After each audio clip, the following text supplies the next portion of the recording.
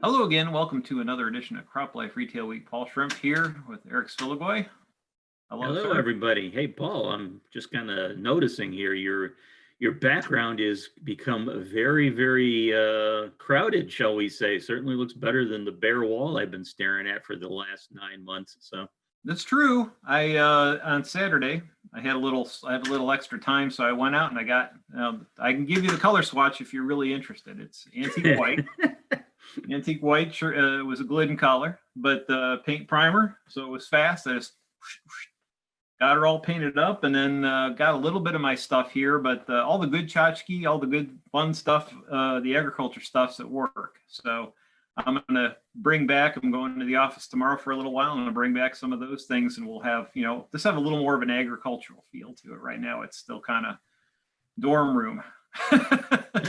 hey, considering where we've been reporting from here for the last few months, as we've been in our undisclosed locations, dorm room is probably not inappropriate as a theme. So, Yeah. But only 10% of the fun. So, what's going on in your world, sir? well, actually, I know besides the fact that we don't know who the president is. Besides that. Well, I was going to say, when we had teased last week that when we were doing the video, we did not have a call on the presidential election, and I guess we actually in the week between then and now, based on what most of the major networks and Fox are saying, it looks like we will end up with a change in administration come January 20th. Yep. Still stuff to play out, but it sure does look like the writing's on the wall, at least from the standpoint of the outcome. Although, who knows? We're still too much craziness but we won't get into that. But we do have. I know we were both talking a little bit before about the Secretary of Agriculture and that being something of speculation. Right. Yeah. I mean, obviously, it doesn't look like Sonny Perdue will be sticking around. And I know I had run across a couple of prospective ag secretary names that it sounds like Joe Biden would be putting forth to Congress. And the list I saw, Paul, was basically, it was all women on the list. Two of the names that seemed to be at the forefront were Heidi Heitkamp from North Dakota and Karen Ross from California. But I know there are also several other names on the list. I know you were mentioning one you'd seen. Yeah, I just saw a story on one of the news sites about Marcia Fudge, who's someone we know pretty well here in Cleveland. She's kind of an urban area on the east side of Cleveland. Very well respected. She's been on the Ag Committee, which I found interesting, and she's worked a lot with the food stamp side, and that whole part of the program. But for better or for worse, that's a huge part of the Farm Bill. So it was just interesting to see her name around and as part of that. And we have no idea how this is going to play out, but certainly was an interesting array of names to be considered. Yeah, and it'll be interesting too. I know that obviously they've, the stories I was reading, they said that there are several other key posts that most incoming presidents put in place before Ag Secretary, but I know for the past few years, one of the highlights of the annual Commodity Classic show was always the Ag Secretary speaking at that event.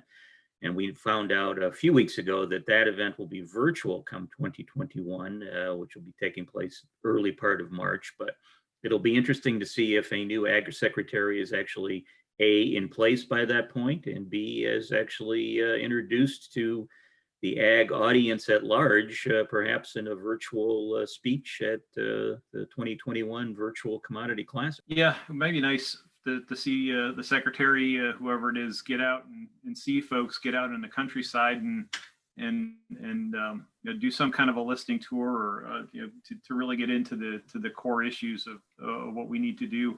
And the next Farm Bill isn't too far down the road. So certainly, I think anything to help set the table for the issues that we're really dealing with would be really critical. So yeah, and the other thing that our viewers should keep an eye on, of course, is I've seen quite a bit of speculation regarding what might happen with the trade deal if a new deal is renegotiated between the U.S. and China with a change in administration, perhaps. So Again, we'll have to keep an eye on that, but I mean, it sounds like something like that would take place then probably late winter, early spring, perhaps as well. So, Yep, and possibly get our commodity group leaders back up and involved in trying to trying to direct the next thing, whatever that is. I don't know.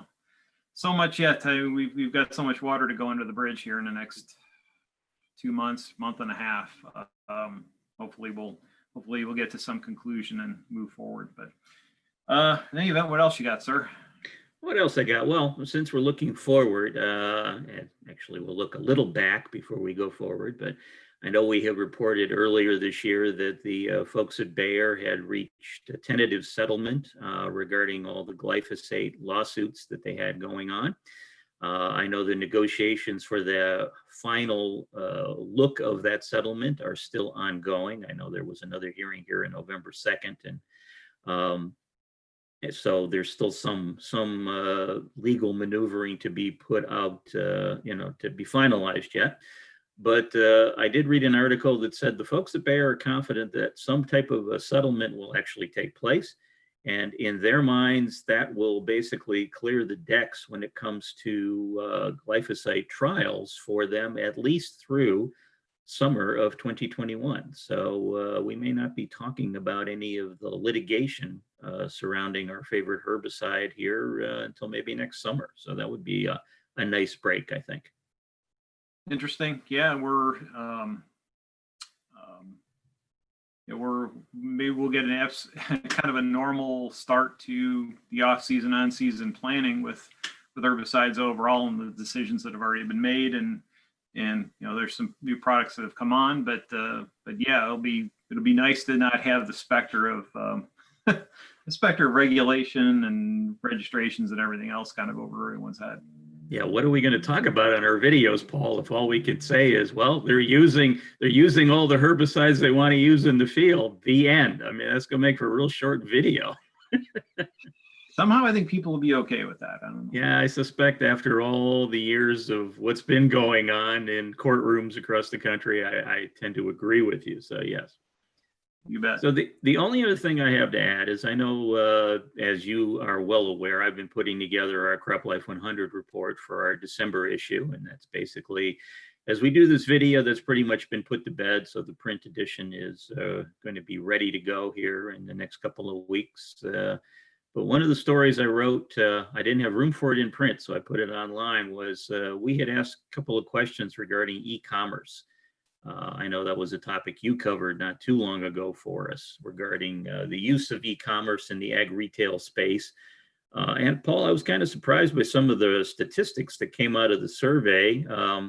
When we asked retailers in the top 100 if they actually were using or offering e-commerce to the customers, 52% said no. They currently do not offer e-commerce, which I thought was a rather high percentage.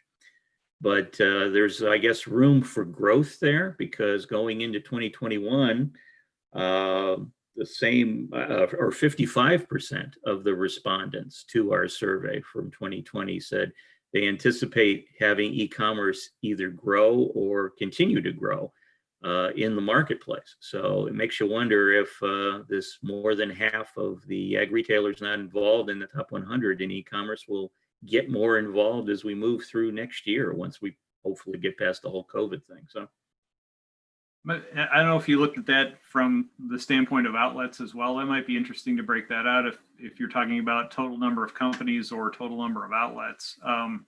If you look at, obviously, a Nutrient has been very involved in e-commerce, among others. If you took the total outlets from all of them and then added those up, what kind of exposure percentage-wise that would be versus not? Yeah, I most of the companies, I seem to recall that in the top 20 companies itself, there were only like 3 or 4 of the companies there that were not offering e-commerce. But most you're right, most of the percentages were coming from further down the list. Companies probably 50 million or less in sales. But still, I mean, overall, given how important e-commerce has seemed to be to ag retail these past few years, I was a little surprised the number wasn't over 50% that actually were using it. I was surprised when I came up with like half are not. So Interesting. Well, something to watch. Appreciate that. That's good. So yeah, and then just to mention on the top on the CropLife 100, you will have a digital release out first, correct? We'll be offering that. It'll be gated with just registration by your email and name, I think, and maybe a little more information. But is that true, sir? I think that we were working on that. Yes, I know I was working with our online editors to put something like that together. And yeah, I think we will have something out here shortly regarding that. So if you really want to get a jump on it, keep an eye on the website, keep an eye on eNews. We'll mention it here as well on Retail Week when that becomes available live online. If you want to see it before it gets off the press, so to speak. Yep. So that's what we got for this week. So okay, last thing for me is just a couple of technology things. I noted that Raven is opening an office in Regina near where Seedmaster is and where the Dot Technology company had their development. So that's interesting. It's just yet another kind of salvo in trying to build out the autonomy and robotics angle that Raven is really working hard on to integrate that into their total business. And I'm interested in, we're mentioning in e-commerce, the Commoditag is now carrying TopCon products. And that was announced right. well, which is interesting. It's a complete departure from the input side, obviously. So we'll see how that goes and look forward to talking to the TopCon people a little bit more about some of the rationale behind that and what they anticipate will be the benefits. But just more movement on the technology side. That was kind of interesting this week. Very good. All right. Well, that's it for this edition of CropLife Retail Week. Look for more stuff on the shelf because I'm done, and we'll see you next week. If you have questions or comments about today's episode of Retail Week, contact us by email or Twitter, or type your message in the comment section below.